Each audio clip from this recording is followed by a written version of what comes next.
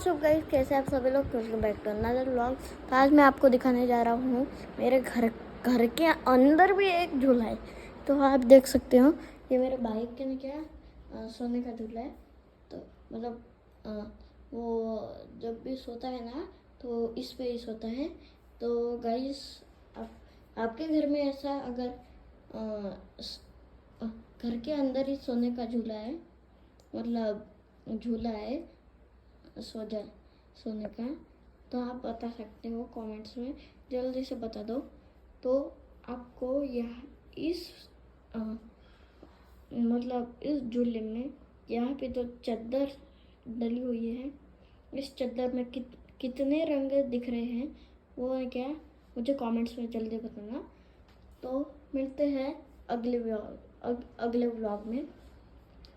तो Tata and bye.